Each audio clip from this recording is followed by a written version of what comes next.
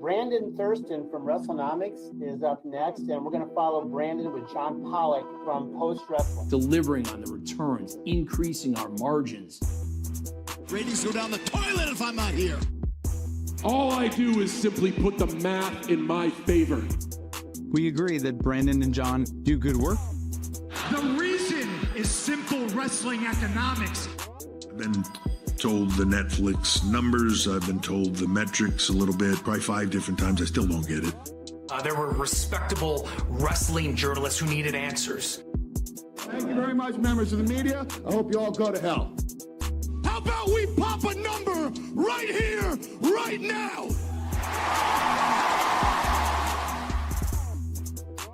Whole part of the show, man. And welcome to the show. I am John Pollock alongside Brandon Thurston, and we are here to talk about the evolving state of professional wrestling, where it is now officially, the countdown clock has begun. 11 days. 11 days and counting. Until what? 11 days until Delaware. The The showcase of the immortals. The granddaddy of them all. The God, what was the later days, Vince? There was one in like 2018, 2019. There was some tagline that was ridiculous. The most stupendous. The most stupendous trial. The most stupendous trial. Well, given that will ever take place, yes. Yeah, this is the TKO Executive All-Star Game that's going to be played, barring any settlement. And I'm not going to lie, I hope this thing makes it to trial because it will be. Wei Ting is predicting a settlement, I heard. He is predicting a settlement. He's maybe more the more rational of all of us. But yes, everybody, we're going to be talking a lot about this merger lawsuit that we have been covering pretty extensively for months at this point. But I think this week it broke through because I think Langus really made it to the wrestling mainstream on timelines. I credit your graphic more than anything. I think that is now broken through. I think everyone now understands Langus. It's now it is part of the pro wrestling lexicon. What is Langus? I'm gonna have to get my pencil out. Hang on. Langus. What does that mean? I don't know why anybody would text anybody else Langus. Why would you write this as the title of your story, Brandon? Does that mean signal backwards? Allegedly, Langus is signal spelled backwards. Yeah, which Nick Khan would not admit. He's like, I don't know why I wrote it that way. Yes. We could discuss exactly what he says about that particular issue if you want. If I can pull up his deposition testimony throughout this conversation at some point.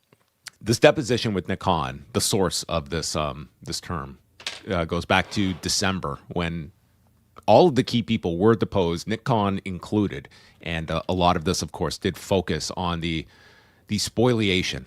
What is spoliation? Well, it means that there are key pieces of information, documents of all types, electronic and otherwise, that are to be preserved for potential legal issues, and that is at the core of Judge Travis Lasker's 41-page opinion that he dropped.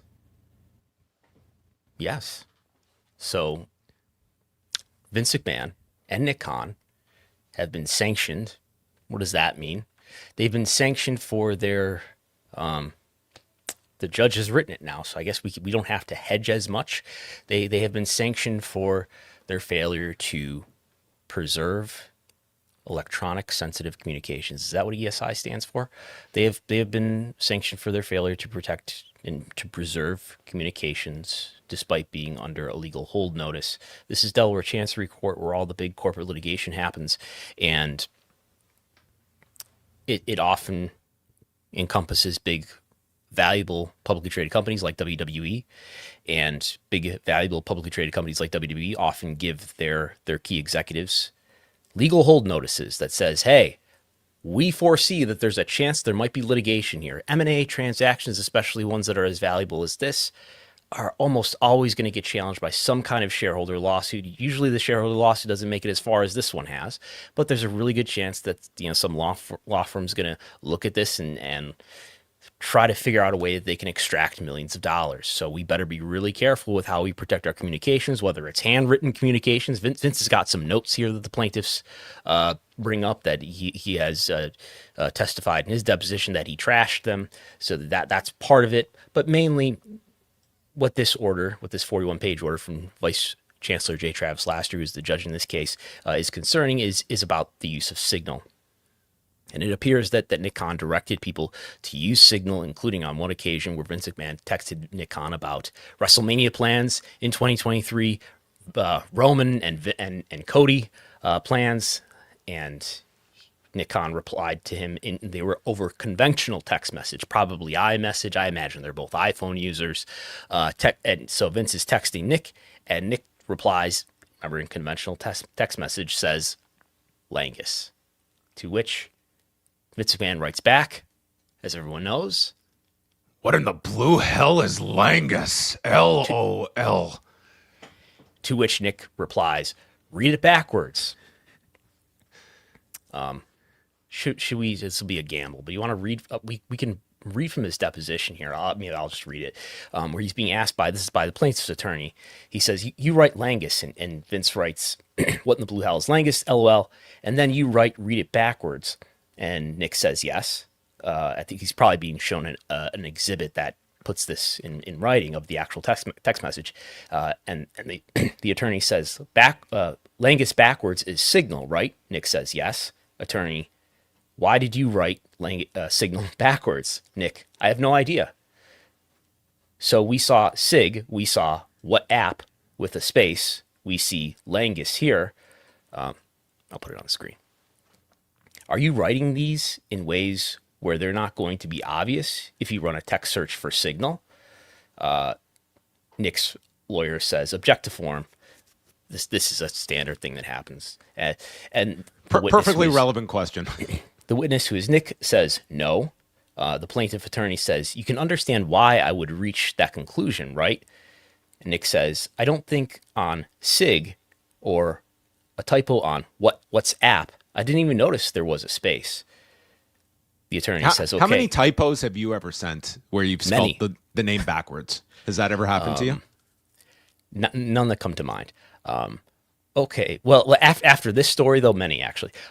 Okay, but you've written this backwards, right? Nick says, it appears that I typed that backwards. The attorney says, you can understand why that would be suspicious to me, right? Nick says, suspicious in what regard? The attorney says, that it's designed to avoid a keyword search for Signal. Nick says, I never intended to avoid any keyword search in my time at WWE, especially once a Department of Justice investigation began. So my belief was the company would not be held criminally culpable so long as we fully cooperated with the government, which we did. So why would I put myself individually in harm's way of obstructing justice to help Vince or anyone else? Were you communicating about the DOJ in the Signal chats? I don't recall ever communicating in writing about the Department of Justice with anyone other than our attorneys. Let me restate that, without our attorneys being across it, a very Nick Khan phrase, across. So we could go on here, but you should probably interrupt me. There's a lot more. That's a very long deposition. It's like a day-long deposition from morning. Yeah, I mean, I don't think Nick Khan comes off well in this. Like, there's another part in the deposition where he is flat out asked, is it your testimony that you didn't know how to change the Signal retention windows in mid-2022? His answer, yes. And then we have like the examples. August 5th, Nick Khan changes his messages to delete within an hour. November 21st, to disappear after 30 seconds? After 30 seconds. November 21st, to disappear after 1 hour. November 21st, that same day, to disappear after 30 seconds. Later that day, to change after 30 minutes. November 21st, to disappear after 1 minute. November 21st, then to disappear after 1 hour. It's Signal's default is, yes, it is a known app that you can get rid of messages automatically, but that is not the default setting. You have to set it to delete your messages. And this was a common practice, not just among Nick Khan of the defendants, but prominently Nick Khan utilizing this strategy. And then in his testimony, or his deposition rather, he is stating like he he didn't do that. He didn't know how to change the settings in Signal, and this is completely contradictory to what they have discovered of his phone activity. So what we're showing on the screen here for people watching videos. There's this slide deck that was just filed in the case this evening, and it's a slide deck that was used in the May 13th hearing, where they had a hearing about this issue about the spoliation of evidence and adverse inferences. And it shows, this is a slide deck that was prepared by WWE's lawyers. So real quick, Vince has his own separate lawyers, WWE, which is Nick Khan, Paul Levesque, George Barris, Michelle Wilson. Those are the defendants. Those people, the non-Vince people, have their own lawyers, separate from Vince. So they show all of these dates that Signal shows that the retention setting, the auto-delete setting, was changed. And by the way, and when I was talking to Wei, he asked a good question about this to explain, like, if the messages are deleted, how is it that they have records nonetheless of these auto-delete settings being changed? And I think what's in the Signal app for these people is, like, yes, the messages themselves are gone and lost, but what remains is something such as Nick Khan changed the auto delete setting for 1 hour or something like that. Even though the messages themselves between the individuals are gone, still those retention settings are still in the thread, still in the app, So all of these are here, and his defense. So what's notable here? Part of his defense is that on November 21st, 2022, he changes the setting 1, 2, 3, 4, 5, 6 times, and he defends it as, here's the lawyer saying, "Can you explain to me why we're looking at this text chain that you are?" And Nick says, "You asked me to look at it." So this is a testing, and the lawyer says, "Now you are being cute," because this is a follow-up from something. I'm not being cute. Anyway, Nick says, which his lawyers have highlighted in this slide deck, Nick says, "This looks like someone who doesn't know how to deal with this app. That's what it feels like to me. But I think you're looking for a different answer that I can't provide."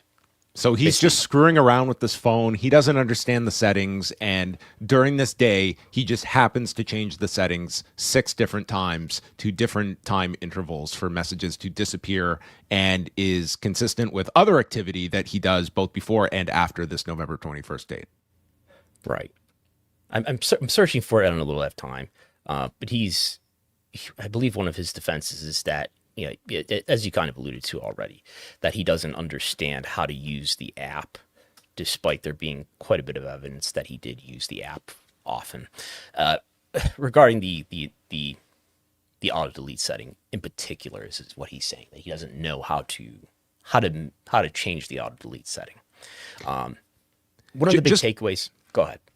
I was just going to say, just going back to, like, the process here of when the Vince McMahon sexual misconduct allegations are first reported out. That's June 15th, I believe, of 2022. It's 6 days later that WWE's assistant general counsel sends out what is known as a hold notice, a legal hold notice, and this is distributed to Vince McMahon, to Brad Blum, to Nick Khan, to Paul Levesque, and Stephanie McMahon, all with the exception of Brad Blum, are defendants in this case.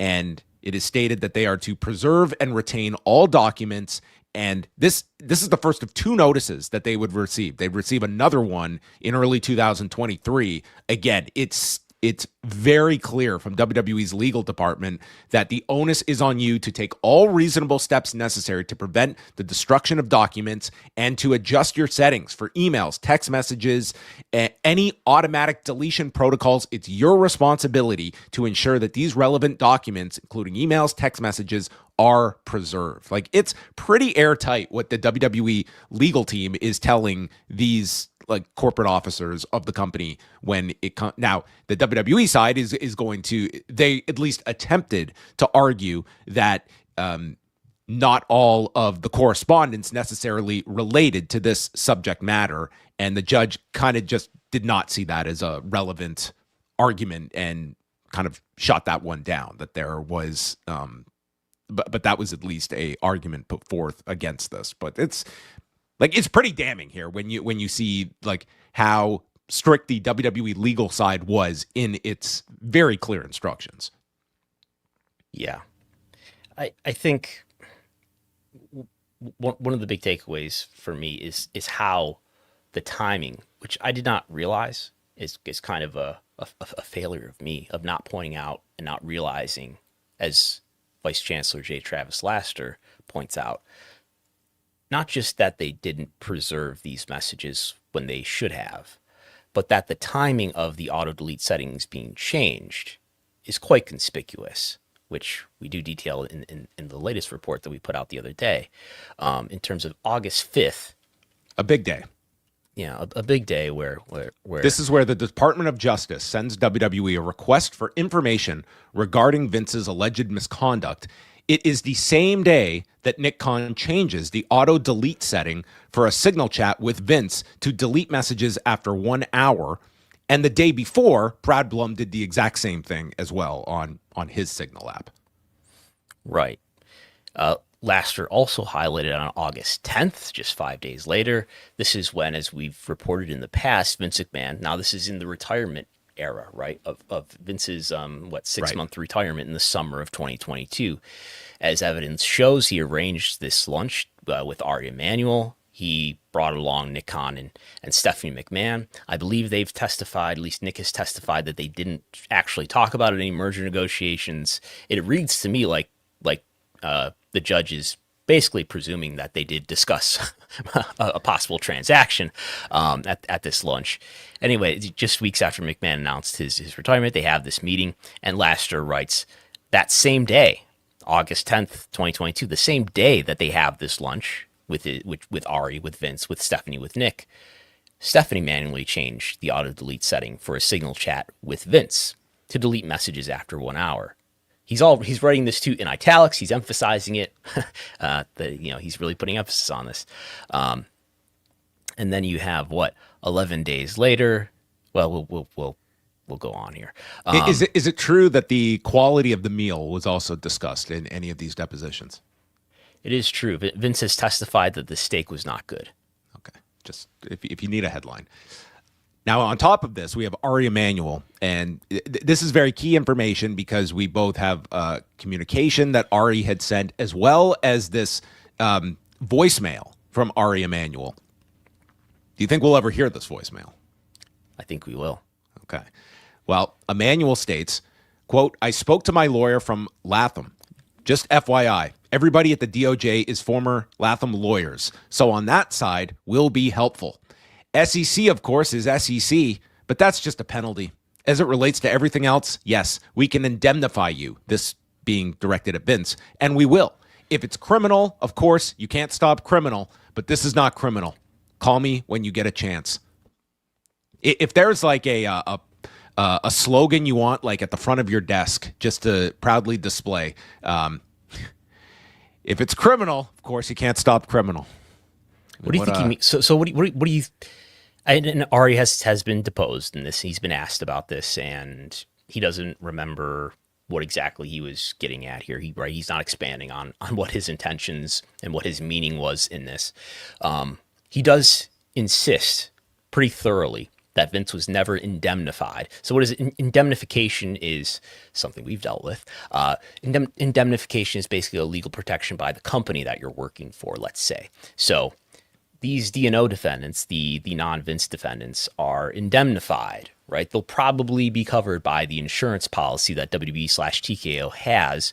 That is, it's a policy that they get for situations just like this in case they get sued, so that they do not have to pay alone all of the money that might be involved in a settlement or a judgment against them. So Ari insists that Vince was not indemnified, not by Endeavor, not by TKO, not by Ari personally. So he's insisting that this indemnification never happened. So anyway, is that somewhat splitting hairs of he never was indemnified, but that doesn't mean that the promise of such was not dangled toward Vince McMahon, that, yeah, we never needed to get to that stage, but this was something offered on the table. Like, that's a way where both things are true, but it doesn't discount here that this was clearly communicated to Vince McMahon. It was something that evidence shows was offered in this voice message from Ari to Vince. This is like, yes, we can indemnify you, and we will. I mean, it's hard to parse that language, even if that was not the end result. Right.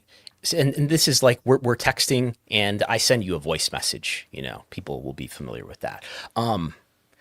So there's two things at least that he's talking about here. This message from Ari to Vince. So one is indemnification, but another is, I just spoke to my lawyer from Latham. Do we know what Latham is? This is the legal representation that have a I guess we can say relationship to Vince McMahon and company.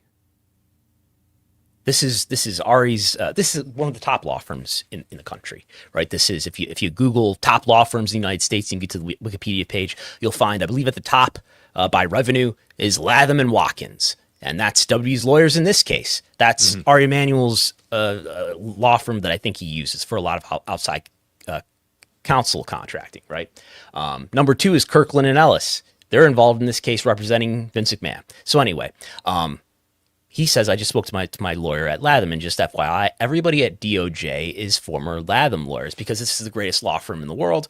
Of course, everybody at DOJ tends to be from the greatest law firms in the world, and a lot of them tend to be from Latham. So he says, everybody at DOJ is former Latham lawyers. So on that side, will be helpful. How do you interpret that? I'm trying to give as much benefit of the doubt as possible, but I think it would be really hard not to parse the implication that these are our guys. We don't have to worry about them. I mean, that's what's implied. Now, would I be able to nail him down on this? Can he wiggle his way around that language? Perhaps. But I think to anybody reading that, that's certainly the implication, and I would imagine that would be the implication that Vince McMahon understood this to be. Okay.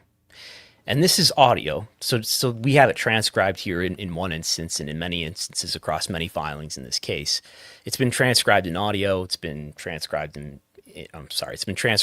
filings, and it has been filed in the case as the audio itself, and this is one of the things that my notice of challenge was about, is that I would like the audio of this itself, not just the filings that transcribe it.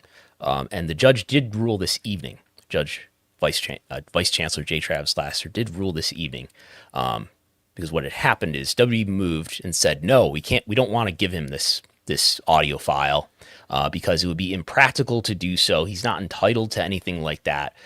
Because it would be, this e-filing system that the court uses is only capable of transmitting documents. Can't transmit an audio file. So it would require some ad hoc mechanism to give him this. So he should not have it.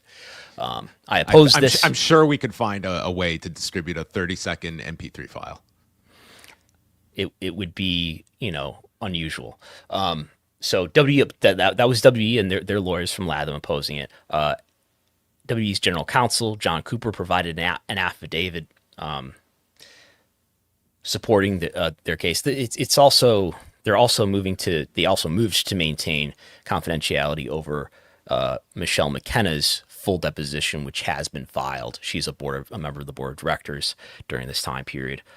So anyway, the judge ruled this evening, and this should be. I was served with it, and everybody in the case apparently was served in it. It will be publicly filed, I expect, tomorrow morning. But the judge ruled. The judge did what I was requesting. Right, all of that. The audio file has to be turned over. Has not been turned over yet, or otherwise we would probably be playing it tonight.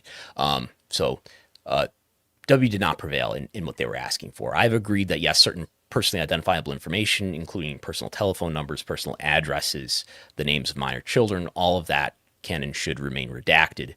But in particular, they were concerned about the speculation in Michelle McKenna's deposition testimony about who the sources of the Wall Street Journal are.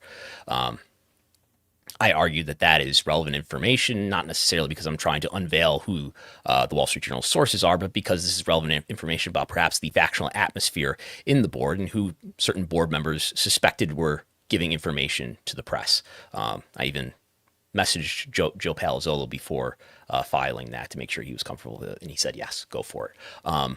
So they did not prevail. This is KKR went through a similar thing. KKR, the private equity firm that bid on WWE, they were seeking to maintain the confidential treatment of information in this case back in December and January or so, and then the order came out in March that no, they did not get what they wanted, and WWE now has not gotten what they wanted in terms of withholding information and keeping it sealed.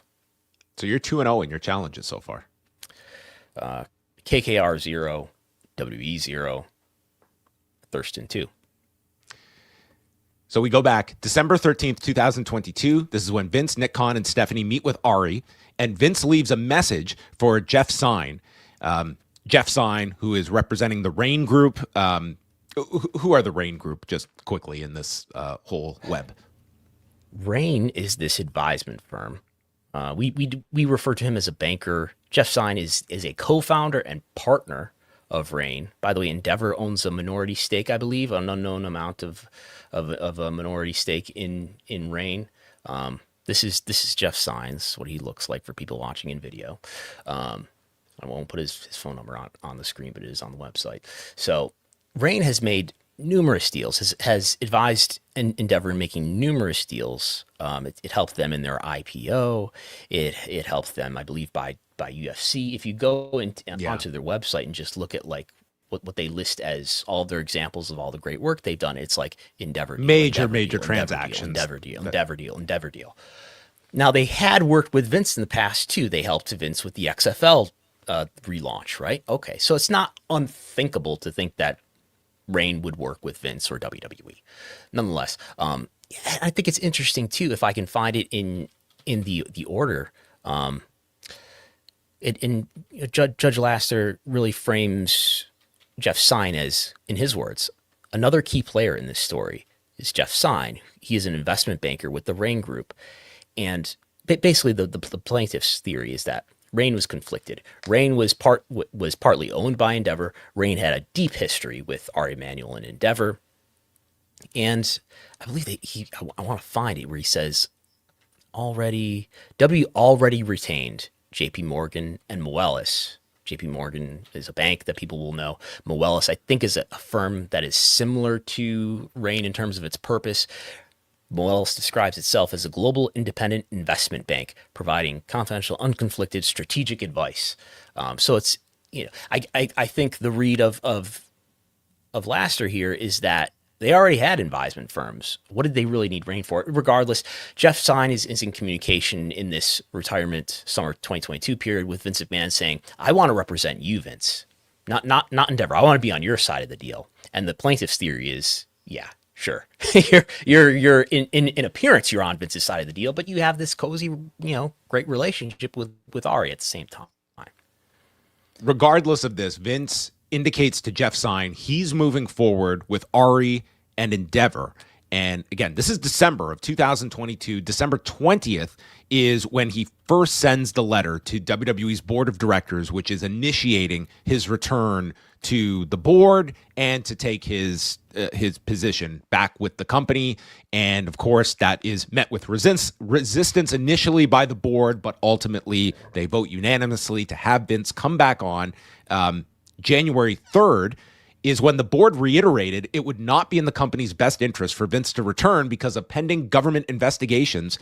And we learned that Vince called Ari Emanuel 3 times that day, and 2 days later, he is back on the board as chairman, removing 3 board members, and in come Michelle Wilson and George Barrios. Barrios, of course, about to be releasing a book and a media empire as well. We're very excited for that. Quite the media push. I want to add to what you just said. So we went over what happens on November 21st, 2022. McMahon calls Jeff Sine. On that day, McMahon also agreed to reimburse W for costs. So there's this activity of getting closer to a deal being done. And Laster points out that on that date, Nick Khan made all of these changes that we showed earlier, made only these, whatever it is, 6 or 7 auto delete changes to his signal messages. Yeah, November 21st, that's the day that Nick Khan apparently cannot figure out his phone and makes the 6 different changes. And this is not just a random day. This is a day where there's a lot going down.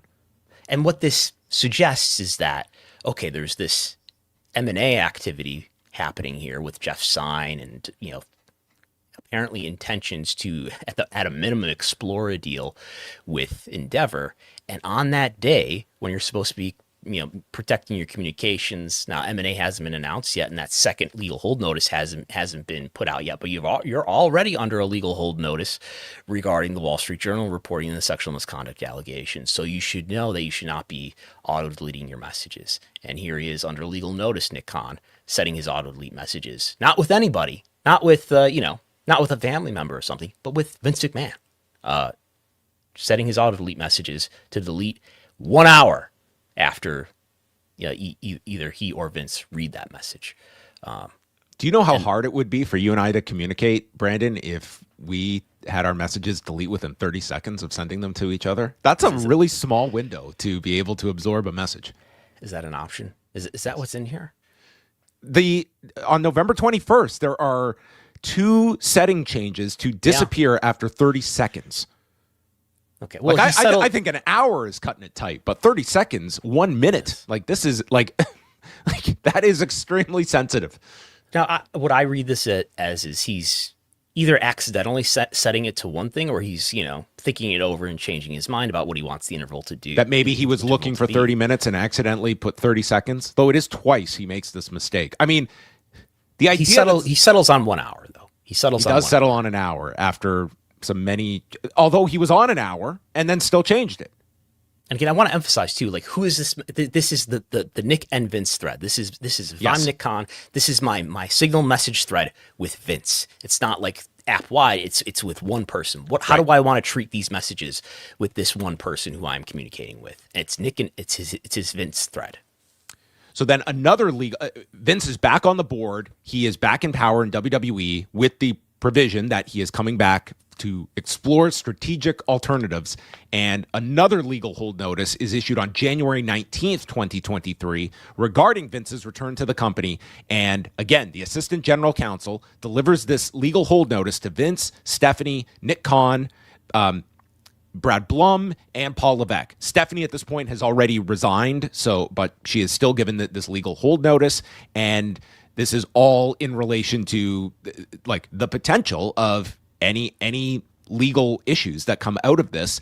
And we go into the whole transactional period where Liberty Media, KKR, and Base 10 make their proposals, none of whom appear to have an intention to retain Vince McMahon if they were to secure the company.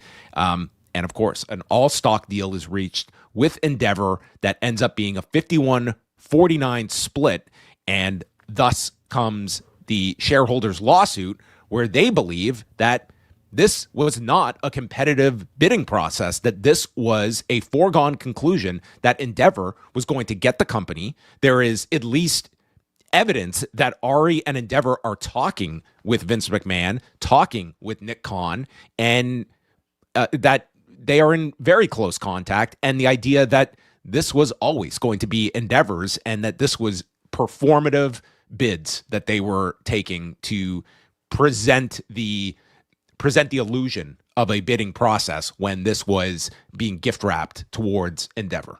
That's what they are arguing and have to prove. And I want to talk about the timing of the legal notices too. We have the one right after the M&A process is announced. We have the one right after the Wall Street Journal reporting comes out. So that's June 2022. This is January 2023. And all of the auto delete settings changes that we're talking about to this point are after the Wall Street Journal notice, but not after the M&A, strategic alternatives notice. But there are some after that point too. It's not as if once it was announced that we're going to explore a WWE sale, then they stopped changing their auto delete messages, which even if that was true, would not be enough. You have to undo those auto delete messages to make sure you're retaining, protecting, preserving your messages. They didn't do that, but we do have, as we having the article here. They did on January 13th after they've received the second hold notice. You have Vince McMahon himself changing the messages to disappear after 1 day, which is more lenient. This is his message thread with Nick. We have him changing the message thread to delete after 1 day. After on January 3rd, Nick had changed it to auto delete just in 3 hours. Nonetheless, not preserving them at all is not okay. It doesn't make it better that he only set them to delete after 1 day. We do have some deposition testimony about what Vince says about the signal here, which I know is in a footnote here somewhere, in where he says the signal.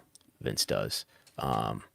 You pull that up. I'll just read this. There's also this portion that the signal users accept that an obligation to preserve documents existed on June 21st, 2022. That's when they get the first hold notice. But they maintain that the misconduct hold only encompassed materials related to Vince's alleged misconduct. As they see it, that being the defendants, the misconduct hold did not explicitly encompass the sale process or the merger, nor could it, because the sale process did not formally start until February 2023, and the merger would not take place until months later. The defendants conclude that no duty to preserve sale process documents arose until January 19th, 2023. The response to that is that the defendants' argument falls short because the lost signal chats could readily address both Vince's alleged misconduct and the possibility of a transaction. The evidence adduced in discovery suggests the two were linked. Mark Shapiro immediately understood the connection between Vince's departure and a future deal. That email that we focused on heavily just hours after Vince's resignation, where Mark Shapiro basically forecasts what is going to happen, and he's only off by a couple of months, and it pretty much goes down to the T.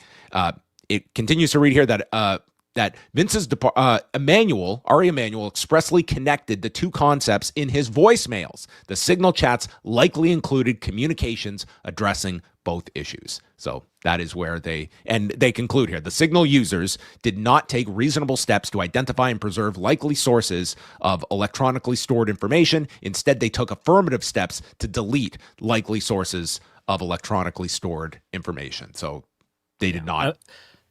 And I want to slightly correct myself. I said that the legal hold notice was already, for M&A in particular, was already underway on January 13th. It was not. The date of the second M&A specific legal hold notice is January 19th. Nonetheless, they still should have understood that the judge determined to protect messages like the messages they were having over Signal because of the reasons you just mentioned. Because even, Ari Emanuel appears to understand the connection between what's called in this case the sexual misconduct topics and the sale process. So what Vince says about Signal in his deposition is here, where he's asked, why were you communicating with Jeff Sine, the Rain banker, by Signal? And Vince says, here, you read the Vince portion. Okay, let me just enlarge here. Why were you communicating with Jeff Sine by Signal, Vince? I was always told about the Signal, and it's good for business because no one can trace you and so forth. So I was playing with it at this time. Okay, and when you mean no one can trace you, what did you understand that to mean? It's kind of like Proton. You can't find out much about the call or the text. Yes. Proton. So Laster interprets this portion of his deposition as particularly unhelpful to Vince's argument, right? Where he's saying no one can trace you and so forth. That the purpose, one of the functions, one of the attractions of using Signal is that no one can trace you, and that there's protection. There's, well, not protection in terms of preservation, but protection in terms of no one can find out what you're talking about. Let's communicate this in Vince language, okay? It's so you can't be traced. So it's like we're not going to say that XYZ performer was sent to this specific hospital. Instead, it was a local medical facility, and therefore the fans cannot trace you. Yes. Exactly. It goes on to say, so the end result of all of this 41-page opinion, are the sanctions But it is not all the defendants that are being sanctioned. It is Vince McMahon and Nick Khan, who they acted recklessly. And as a result of these sanctions, in a typical civil case, the plaintiffs are the ones to bear the burden of proof. Shifting the burden of proof changes who wins in the absence of sufficient credible evidence. Because the Signal users created the absence by selectively deleting Signal chats and texts, they should appropriately bear the burden of that absence. And therefore, they are going to move forward with 5 facts that are going to be presumed to be true that they are going to have to show a very strong argument to try and disprove. Those are that Ari Emanuel's promise to provide Vince with a continued role at any post-merger company after a transaction to influence Vince's decision-making with respect to the merger, that Ari Emanuel's offer of indemnification and other legal support related to pending federal investigations of Vince's alleged misconduct influenced Vince's decision-making with respect to the merger, that Vince decided to pursue a transaction with Endeavor in 2022 before the company initiated the strategic review process. That's pretty key.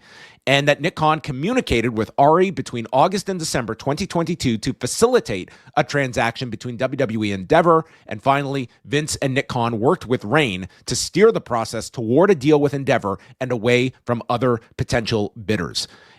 So this is central to Vince and Nick's position in this. It does not, the court is not presuming that other defendants knew about their actions or were involved. So that's pretty significant. Like, they are taking this, and this is now in, like, the onus is going to be on Vince and Nick Khan to disprove this. And those are some very key points that they are going into that are going to be accepted as fact. In terms of what this really means, these sanctions, these adverse inferences, is just sort of logical and argumentative, and as someone said on social media, almost semantic. It's how the judge will interpret the case. I mean, it's not as if they've been penalized monetarily at this point. It's certainly not a determination about who's liable or to what extent.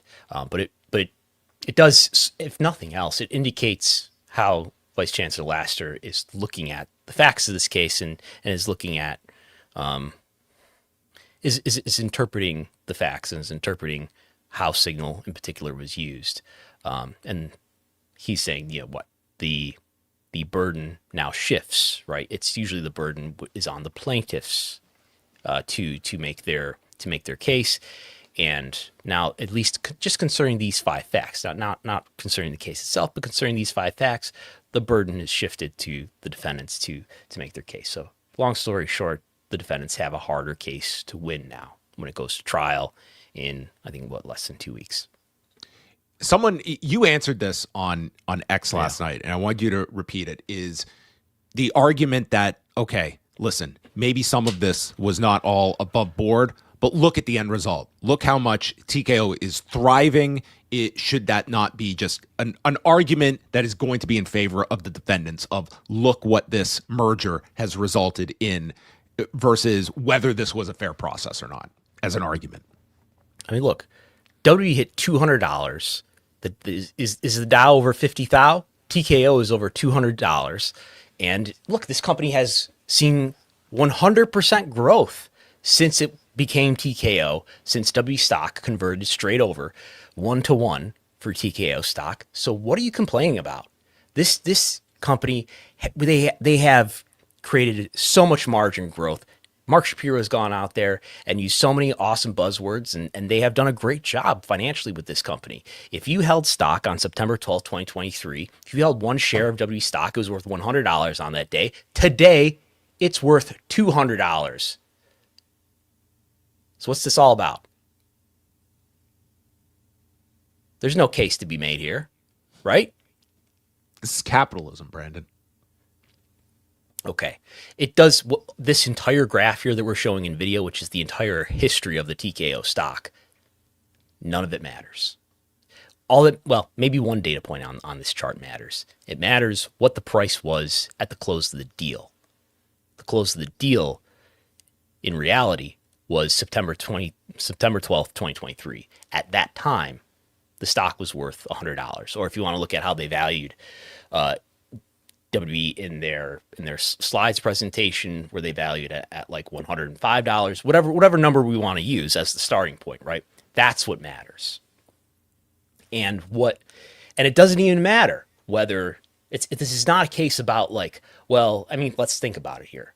Would KKR, which is a private equity firm, who wouldn't have ended up controlling it entirely, maybe would KKR and Liberty Media, the owners of Formula One, would they have done a better job or as good of a job into 2024 and 2025, even if that mattered? Let's say they wouldn't have. Let's say they would have, bankrupted the company. None of that necessarily matters, because what the plaintiff's case here is that you did not allow Did you this get process, the best deal for this company is going to be the central question. You didn't allow the process to develop. You know how many bids Endeavor made? At least 2, right? They had this longer negotiation process.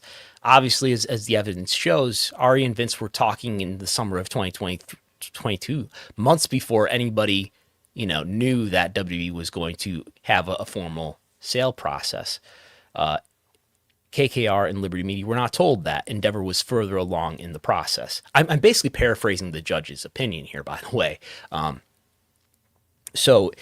could have happened is that Endeavor could have still ended up with the company, with merging WWE with UFC, but might have just paid a few dollars per share more than they did. They might have had to make a more favorable deal for WWE if KKR and Liberty Media had been allowed to make a second bid. Not that they necessarily weren't allowed to, but it appears that the Endeavor deal was sort of expedited. It certainly had a head start in terms of exploration. We have them, meeting with Rain and producing these analyses and presentations in 2022. So what could have happened is, maybe KKR and Liberty Media even come together to make a joint bid, or they make, separate second bids that are a little bit higher, let's say, than what Endeavor was bidding. And then maybe Endeavor, because they really see the strategic, the industrial logic of putting together UFC and WWE. I mean, it does make a lot of sense. You're using the Endeavor flywheel to, exploit revenue and margin on WWE. Maybe that is the best outcome. So maybe they are willing to bid, $1 more per share than what KKR and or Liberty Media were willing to bid. And maybe then, instead of $100, maybe we're at $104. So a $4 difference. Maybe that's what the plaintiffs are arguing here, that, maybe shareholders are owed $4. This is just a lawsuit about a few dollars, maybe. Well, when you multiply a few dollars across the entire public float, that is the public shares, principally just think of them as generally, these are the shares that aren't Vince's shares. These are the 43 million public shares. And when you multiply 43 million by a few dollars, you get hundreds of millions of dollars. The marketplace is frothy. You get a frothy marketplace where, maybe we're talking about $173 million. Maybe we're talking about a couple $100 million. And I think that's being kind of conservative. The plaintiffs would undoubtedly want to shoot much higher than that and say this could have gone maybe well over $100 per share. And at that point, you're getting into perhaps many hundreds of millions of dollars. And that's like the cleaner argument is not so much was TKO the best steward for this company. It is at what value did Endeavor get this company, be able to merge this company? And exactly, like a more competitive bidding process, in theory, it would have driven the price up. There was greater value to be extracted here than this process that was circumvented in their eyes. And I think that's more so the way that they're looking at it, and the way. What motivation would Vince have here to do a deal that wasn't the best money deal? I mean, Vince is by far the biggest individual shareholder at that time, and he's got enormous billions of dollars in money invested in WWE. Of course, he would want the highest price for his asset, right? I don't know about that at all. I think this was about... What's the difference for him? What does it matter for him, whether it's KKR or Liberty Media or Tony Khan who buys it? One of them he has a seat, and the other, he's going to the gym every day. Yeah. Those are the two So differences.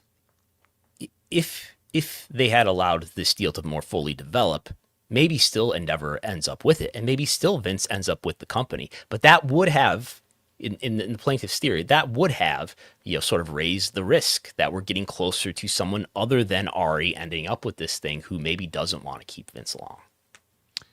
And that becomes, the interesting sign of things of, like, in my look at this entire case is, what is Ari's mindset toward Vince at this time in early 2023?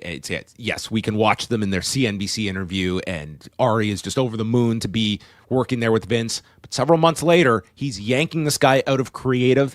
And frankly, like, they had an option in January 2024. They could have just, hey, it's Vince McMahon. We're going to stick with this guy. It's not like they didn't have to make a similar decision a year before when Dana White had a pretty nasty public incident, and they stuck by Dana White. And with Vince, it was like, hey, sponsor revolt, out. And, like, at what point, like, was there a loss of faith in Vince McMahon at a certain point? Was it a thought from the very beginning that this was going to be a short-term relationship with Vince McMahon? I mean, I can't answer that, but I think that there is an interesting trajectory that Ari Emanuel goes through that is very different from January 2023, when Vince is calling this guy multiple times per day, to January 2024, when he's completely out of the business. Now remember, an Endeavor deal, in Vince's words, solves a lot of problems, and I think it solved a big problem for Endeavor as well, because Endeavor's existence as a publicly traded company was not successful. I mean, this is an enormously successful talent agency, but this was not a particularly successful public company. As a public company, their stock did not really grow in the few years that it was public, and a lot of that had to do with Wall Street's concerns about the enormous amount of debt that Endeavor carried. And it carried that enormous amount of debt because it bought UFC years prior for something like $4 billion. And sure, they've grown, they've multiplied the value of UFC perhaps, and they've done a great job with UFC financially, but they're still carrying a lot of debt. And in fact, TKO is still carrying that debt, because one of the advantages of doing the deal with UFC is get UFC out of Endeavor's finances and get it into TKO, where WWE, guess how much debt WWE was carrying? Like, not that much relative to its size. So it solved a problem of getting that a huge amount of debt out of the publicly traded Endeavor and into a different entity, which when this deal was being talked about in public, or when W was on the market and Ari was being asked, I believe in a Morgan Stanley conference, about whether he'd be interested in buying WWE, one of the first things he talked about was their leverage position, which is corporate speak for the amount of debt that they have, and how concerned he has been about the debt, and how he's losing sleep about the debt, and now he's sleeping better because they're managing it better. So that I think that was a big motivation for Endeavor. In addition to, I genuinely believe it does make a lot of sense in terms of the industrial logic of putting these companies together. Endeavor did a great job with UFC in terms of monetizing it better. Endeavor has done a good job of monetizing WWE better. It's enormously profitable. It's doing better financially adjusted for inflation than it's ever done. I think it's very fair to say they were the most equipped of the options available. And I would include a base 10 where you have someone that is, has specific wrestling experience, but it's I don't think, but again, I think it's a separate argument of like the actual process. And I think the judge makes it very clear here that is what is going to be analyzed in this trial here, is the process and not so much the outcome here, and that this is not a case where they're not rescinding this merger, but they could be on the hook for hundreds of millions of dollars potentially if this is not settled. It's like, say I own a house with somebody, and I let that other person sell the house, and they put it on the market. And actually, they were talking to their friend about selling the house to them before the house was even really officially on the market. And then, it shows up on Zillow, and we have some people come in and visit it. and a few people put in bids, but really, I'm close with this friend of mine who I'm really predetermined to sell the house to, and we don't actually let the whole bidding process unfold and develop and get competitive and run the price up, and I just sell it to my friend, or this person sells it to their friend, and then I, as the part owner of this house, end up not getting a good deal, as good of a deal as I would have gotten if this guy who owns the house with me had actually had a more fair and competitive process. But look at the pool I put in. I got us an extended driveway. I put an addition on the house. I got rid of house shows. Come on, what more can you ask about this house? No. Oh, you could say, oh, look at all these great things I did with the house after it was sold. Then none of that matters. None of that matters how great the house is now. Like it matters what you sold it for when you sold it. Who's responsible for the potential? Let's say if there is a favorable judgment for the plaintiffs, or if there's a settlement, who's paying for this? By the way, who's a defendant in this case is Vince, Nick, Paul, George, Michelle. You notice what I didn't say there? W and TKO. But you know what? W and TKO are definitely footing the legal bills here for the non-Vince defendants. They're not paying for Vince's legal bills. Vince has got his own lawyers here, but they are all but in name in this case. Now, if there's a favorable judgment for the plaintiffs, let's say that the plaintiffs win hundreds of millions of dollars, who's paying for it? So that's an interesting question, because several of these defendants are no longer attached to TKO or WWE in the current administration, chiefly Vince McMahon. And I think that's a really interesting question there of like, is there any personal liability here for a Vince McMahon, George Barrios, Michelle Wilson? So the reason why, let's start with George, Michelle, and Paul are probably not going to pay any personal money in this. They are probably covered by what's called, I think, D&O insurance. They're covered by liability insurance that companies carry for things like this, for lawsuits in particular. And directors, members of boards of directors, who all of these defendants are and were at the time, they're indemnified with this kind of coverage, right? There may be actually two mechanisms that I'm referring to here. In short, there's insurance. If these defendants have to pay out millions of dollars, there's insurance that will cover that. With Vince in particular, I don't know if insurance will cover him. I think had this been a case that was not about self-dealing and not about Vince allegedly extracting benefits for himself personally, that the company, that the shareholders were not also benefiting from, and by that I'm referring to his personal survival in the company, right? That is allegedly what his motivation was. I need to be in this company after sale, and that's a benefit for me. That then the shareholders only care about money, right? So because of that, according to people I talk to, like that know this better than I do, that's not something that insurance will cover, right? Just like life insurance, when it comes to suicide, life insurance doesn't pay out if you commit suicide. There are certain things that are carved out that insurance is not going to cover, and that is one of them. So even though Vince is not in the company anymore, I don't think that's as much as the issue as the nature of the allegation. So that's a big question. Now, Vince is doing okay financially, I bet. He liquidated something like, I was looking at it recently, but he liquidated well over $1 billion, maybe closer to $2 billion, maybe more than $2 billion in W stock. And he still owns 6 million shares of TKO stock, which is worth $200 per share. Vince is a billionaire. He's probably a multi-billionaire, so he can afford it. I don't think Vince will even go broke if he has to pay out hundreds of millions of dollars here. Nick, he's probably fine too. I think he's probably covered by insurance as well. But the sanctions give me questions. But he's probably fine too, in terms of paying out personally. So where we are now, as of today, May 28th, the trial is set to begin on June the 8th. It would be a 4-day trial that week. Monday, Tuesday, Wednesday. Day off on Thursday. Day of rest Thursday, and come back Friday. Day off for Pollock and Thurston.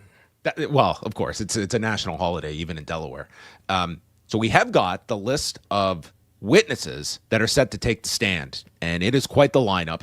The plaintiffs are intending to call Vince McMahon, Ari Emanuel, Mark Shapiro, Jeffrey Sine, Frank Riddick, Andrew Schleimer, and then a pair of expert witnesses, Brendan Houlihan and James Canessa, who I'm not familiar with, but they are the expert witnesses that are brought.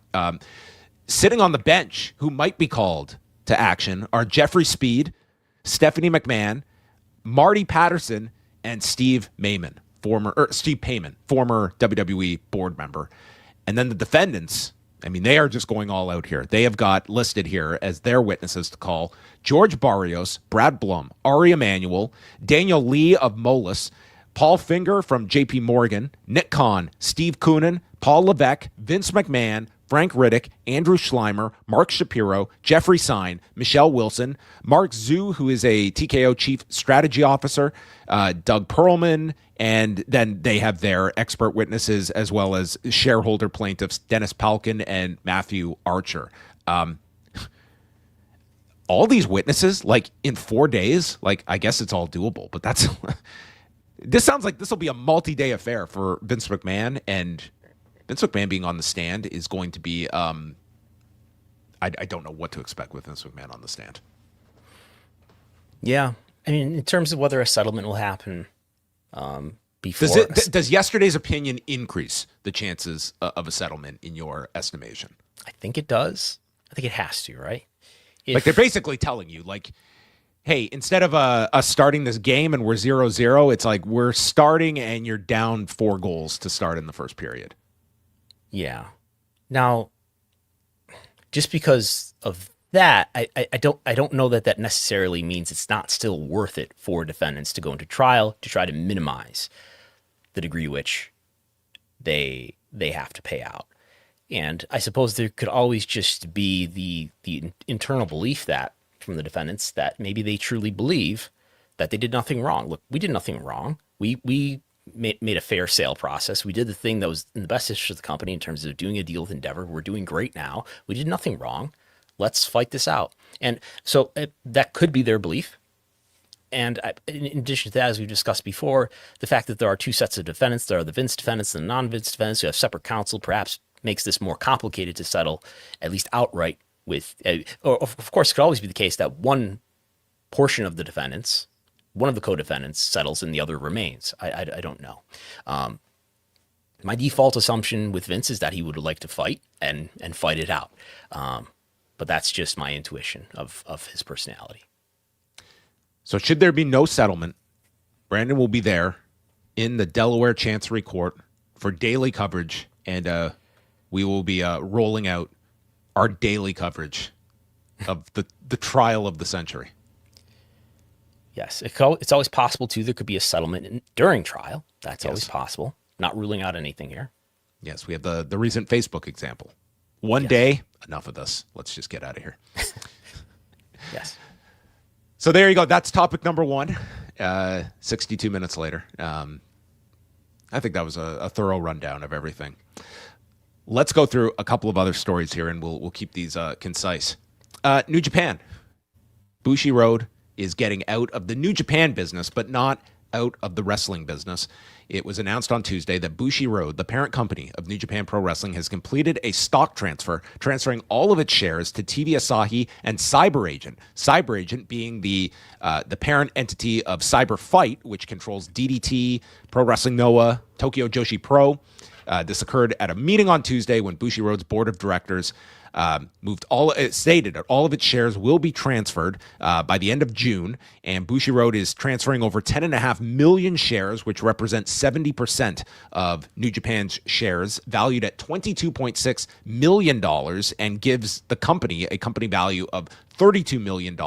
And this will see Bushiroad and TV Asahi each own 46.3% of the company each, and then there are several minority holders that make up the remaining percentage points in the company. And as always, when one of these transactions occurs, it's going to be business as usual.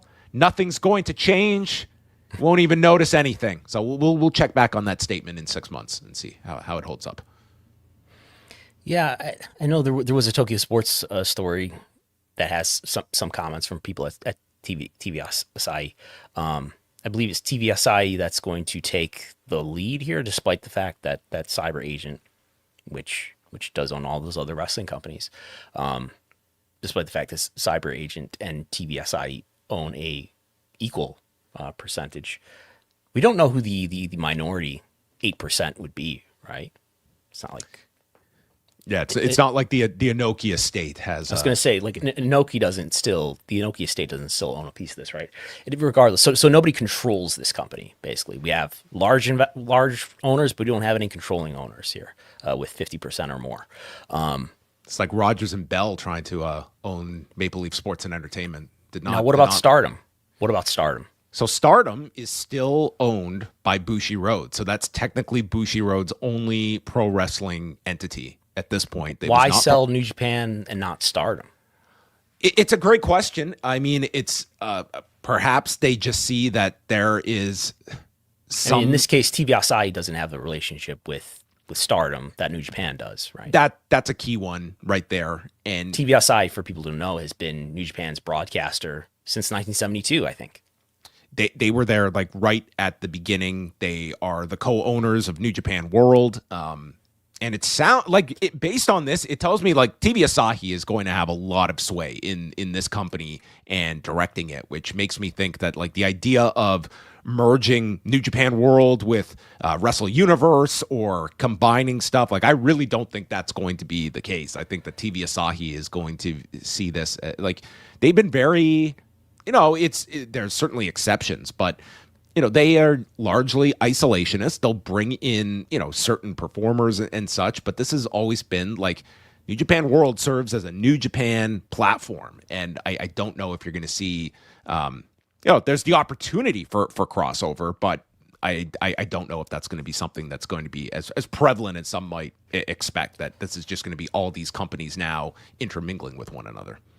If I think about this like real estate, which is obviously occupying a lot of my headspace at the moment, I think if you think about, if there's a New Japan house and there's a Stardom house, which one is going to be worth more by percentage over in the next, 10 years from now? Which one is going to have more growth and value by percentage? In the next 10 years? I could understand like growth potential. You could certainly look at Stardom, that it's a company that is, it's not the size of New Japan. It's nowhere close, but in terms of growth potential, and also like what is going to be like the cost associated for a Bushiroad in Stardom versus New Japan. I mean, it's a lot less of, what you have to budget.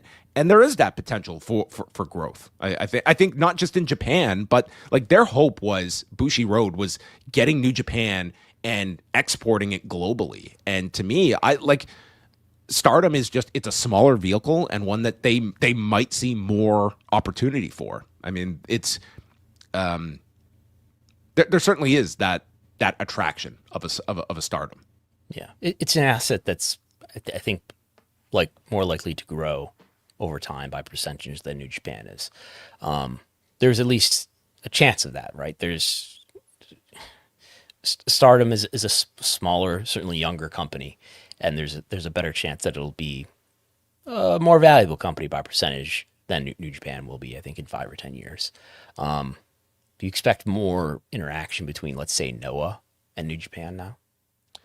Like I could see some of that. I don't know if they're going to just go full blown like that, but I mean, it at least opens the doors, and it does bring about interesting questions as it relates to New Japan's relationships with CMLL and AEW, and like a minor relationship that Noah has had with WWE for several years as well, like how all those aspects work to this.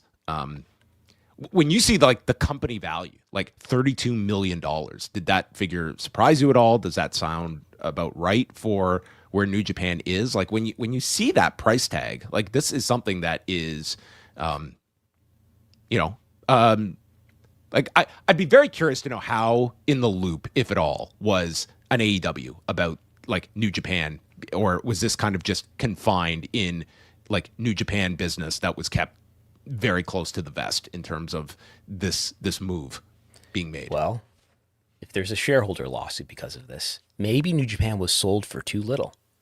Okay, yeah, maybe. No, I don't know. Does Line have automatic deletion settings? I don't know if they want to compete with WhatsApp and Signal, they better. $32 million. What was WE sold for in the merger in 2023? What was WE's value? More than $32 million. $9 billion. $9 billion. What is 32 million as a percentage of 9 billion? I'm going to run the numbers right now. Okay. 32 million divided by 9 billion is zero. It's 0.04%. Not even 0.5%. It's less than 0.5%. I just look at this. Like, if you are I'd just be really curious. Like, and granted, like, the transfer of Japanese ownership to a non-Japanese entity, like, that comes with a lot of complications, to say the least.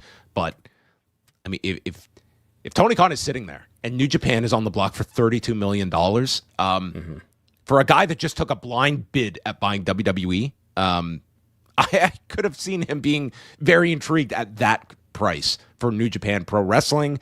But I think that also would have been very hard to move through, given it is Japan and the idea of like a foreign owner taking over a Japanese company. Like, we saw just the difficulties of UFC purchasing Pride and the problems that come with that. What were those?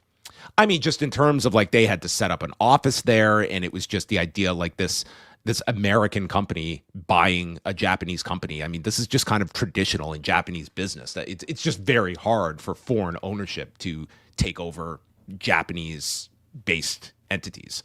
But you see that at $32 million. I mean, it's a relatively affordable company if you're someone that has an appetite for. Think about that in terms of revenue. And we've seen New Japan's revenues by year over the years, and 32 million is less than they would generate in revenue in a year.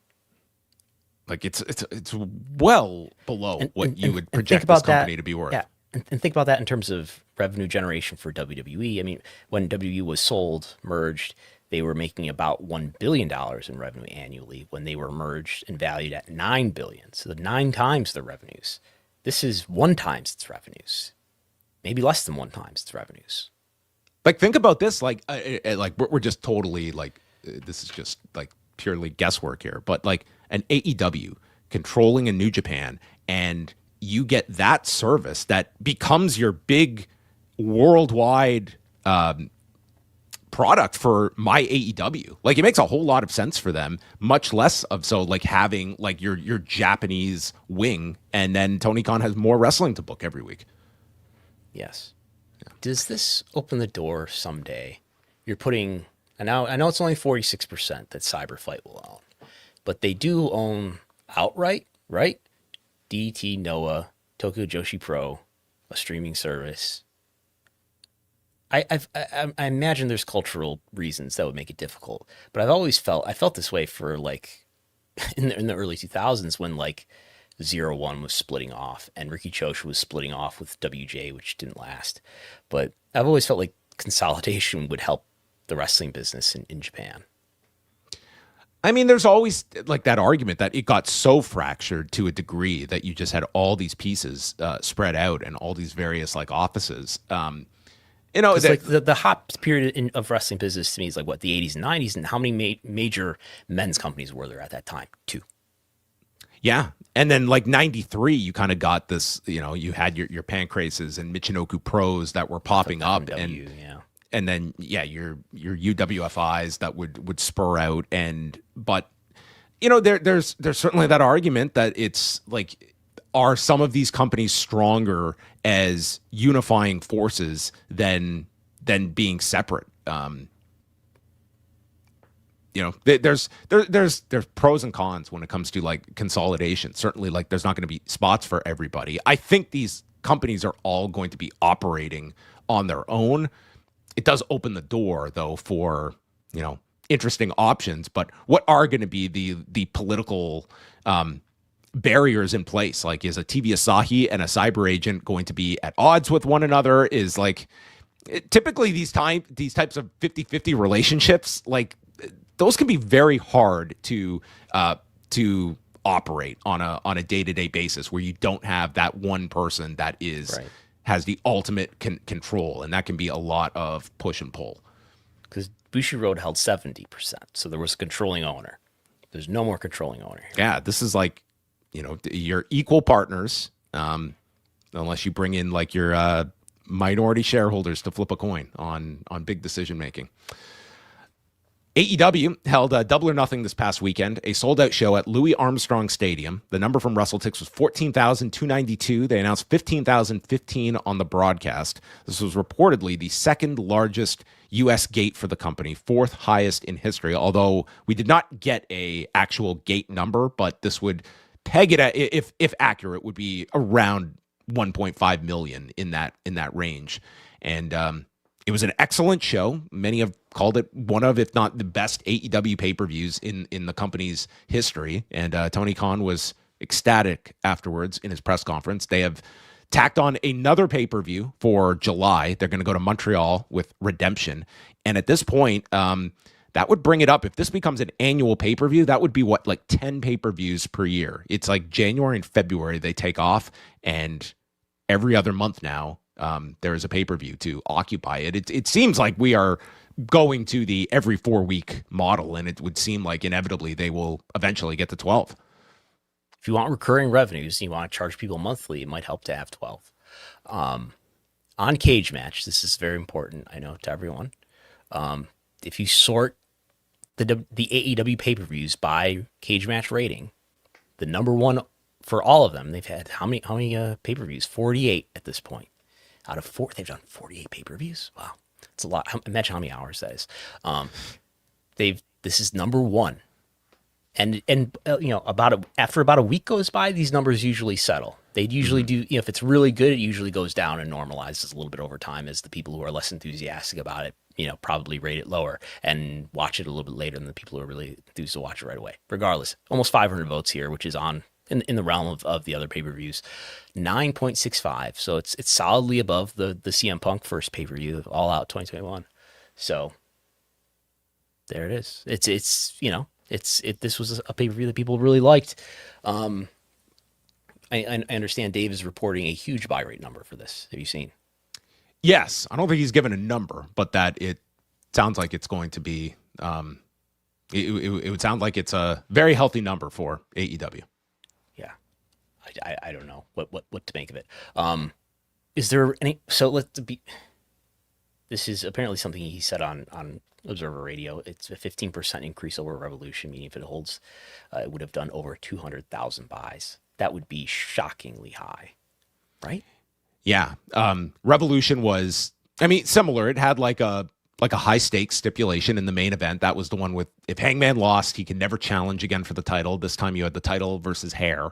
I certainly attribute the success of this to the stipulation. I think really did work. There was a lot of buzz for this show, but I think you have to give most of the credit to the stipulation. And I think, quite frankly, Darby's 1 month title reign, I think it really did a lot for people to really get into this. And yes, the high quality, it's that's great for your existing audience, but this clicked at a much higher level than most AEW shows. That there seemed to be just a lot of anticipation. They did they were on track to be selling out Louis Armstrong Stadium well before the stipulation was even announced. So it was a combination of a super in-ring show, but more importantly, it seems like it was a very big, successful business show for the company, and the location was a great choice for them. 15,000 for AEW. That's a big celebration for them when, TV is less, in that 3,000 to 4,000 range typically. So to give you some idea of what this stops at September of last year, this is what I've got on the Wrestlenomics website in terms of what the Observer has reported about AEW pay-per-view buys, and it's most of these shows. Let's exclude All In, which he reported about. I've picked a median when he's reported a range. I've just put it in the middle. So about 183,000 buys is what All In did in July in Texas, and then everything else is doing between 115 to 138. So the idea that this would do over 200, I'm almost skeptical of, to be like, how 200 would. This was, clearly a successful show that had probably higher than usual interest, but 200, on par with the CM Punk, pay-per-view debut. Yeah, that's a very high end to be near. I mean, it's, again, we constantly go back to this, but like, I do wonder, like, what is the real audience they are seeing on HBO Max? Like, I think that would give us an indication. Like, if they are finding this newer audience on HBO Max that now they have easy access to buy the pay-per-views there, like, what has that impact been? Like, their pay-per-views have now been on HBO Max since September. The show has been on there for over a year. This was the first pay-per-view with MyAEW, right? Which you could buy domestically on MyAEW. Oh, that's right. I mean, the MyAEW effect. They are on Amazon Prime, which is a big deal for as far as a pay-per-view distributor and being very available to everybody. We should mention this because our own John Kleinchester did ask a question about MyAEW, and that QT Marshall's group has been added there, and Tony Khan answered that, like, certainly that's not just going to be a lone deal that they make. Like, they are looking to make this as, adding other independent groups, and I think it becomes an interesting time for these companies, some of which are on the outs from Triller, and what Triller's loss could be MyAEW's gain. But there is this opening if, MyAEW is looking to explore other independent groups and, like, kind of what level we are looking at. Like a One Fall Wrestling, I would imagine that's not attracting too many subscribers, but it's for your existing subscribers, it's more wrestling. But what is going to be kind of the level of groups that you are going to be able to attract to this product? And is there enough numbers that would support you going after other companies on the independent level? And I saw also AEW no longer on New Japan World in Japan. And now, if you're in Japan and you want to watch AEW, you can watch it on MyAEW. Yeah. So, I mean, they are, like, it's an international based streaming service primarily, although you can get it in the US. Canada, I don't think we can even order the pay-per-views on May. I would have to double check that, but it's very limited what you can do in Canada and the US. But internationally, I mean, it's a great deal if you had been buying pay-per-views before. Like, your subscription, it gets the pay-per-views, and they're like, all the TV is there. And I see this being like a big initiative for them over this next year or so, and what this becomes, and more so what becomes of Triller TV in light of all of its issues that we have outlined. And I was doing some thinking, we were talking last week about Tony Khan's comment, or, lack of confirmation that the AEW is profitable. And he talked, instead of saying, yes, we are profitable, he said a lot of things about investment. What is AEW investing in? Not New Japan. Well, is there anything else of note that comes to mind when you think about what AEW is investing in recent times? Well, there's certainly, like, the startup of this. I don't think this is going to be like crazy expenses. Number one has got to be talent. Like, they are spending like there's no tomorrow on talent, and they're outbidding WWE for talent as well. So I imagine, like, that is going to be something that continues for AEW. Certainly. After giving it some thought after last week's show, I think, I thought back to when the W Network was launched in 2014, and they had if they weren't negative, I would have to pull it up. I think they either reported negative or slightly negative. Either slightly positive or negative net income in 2014 because launching the network was so expensive. Now, I'm sure this is not on the scale of the W Network, but I'm sure there's a significant cost into this streaming service that they apparently own. I know they're working with Kisui, so I'm sure it's like maybe it's the MLBAM to their streaming service. But I imagine there's a lot of cost involved in that, and that could be Why not just say that? If that's the case, why not just say that? Yeah, it was an interesting answer. It was not the definitive yes that I know you were hoping for. Yeah. All right, Marcel Barthel, we did go over his case last week, but we do have a pre-trial hearing that he is set to have on July the 16th in Orlando in front of a judge. He was bonded for $1,000 after the incident at the apartment complex. It happened in April, but then it was in May that he was actually in custody. The $1,000 was posted by Gunther, no less. Yes, Walter Hahn bonding him out. Barthel has entered a plea of not guilty and has been granted the ability to travel out of Florida. So he was in Mexico last Thursday, although they had to postpone his rally event with AAA by a day. And, of course, is going to be doing the mask versus mask match this coming Saturday in Monterrey. So, I mean, this is probably going to end with, probably like some minor penalty, if that. It doesn't look like it's going to disturb any of his plans with WWE, but regardless, it's there's surveillance footage, and we do have there is the sworn affidavit here from this Richard Reep, who was the person alleging the assault, and they will figure this out in July. There isn't a whole lot more beyond that. Right. MLW, they have secured a streaming deal. Were you familiar with Veeps? I'm not familiar with Veeps. What is Veeps? I thought this was the Julia Louis-Dreyfus show, but no, it is a streaming service that was launched by Live Nation. It's primarily, it's focused on like live concerts and... what is Live Nation for people who don't live in the UK?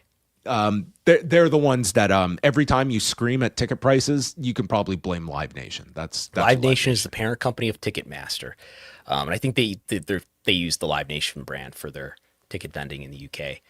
But yes, they were just were they in Delaware court? They were definitely in antitrust court. Yes, right? So yes. probably not Delaware. Yeah. So MLW is going to have a Saturday night programming block on Veeps. They will carry Fusion, which is coming back, and it starts this Saturday on this service. They're also going to help with merchandising, and they're going to do quarterly pay-per-views on this service. So Veep was launched a couple of years ago, focuses on concerts and music entertainment. The service is available. It's $20 a month or $200 annually. And this is the service. I heard about this show, but I saw none of it. This event called Blood for Blood, that was a combination heavy metal concert with bare knuckle fights from BKFC. So they're getting more into combat sports.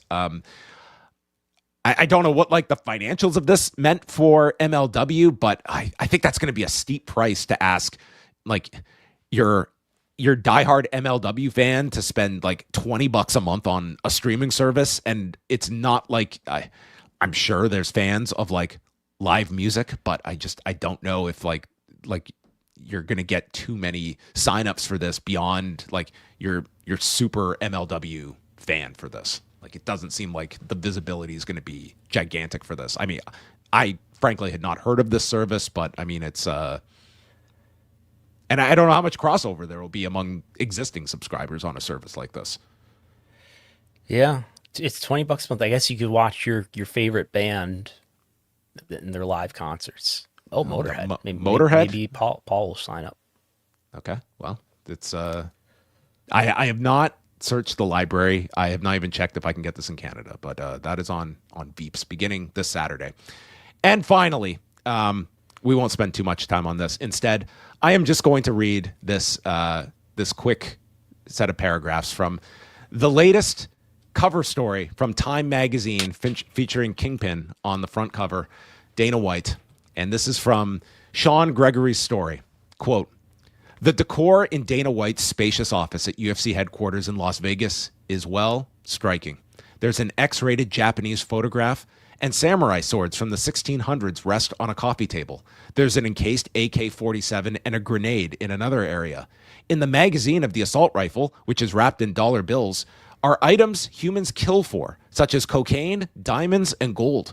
Across the room are two pistols. One barrel is cloaked with a red Bible cover and the other in a black one.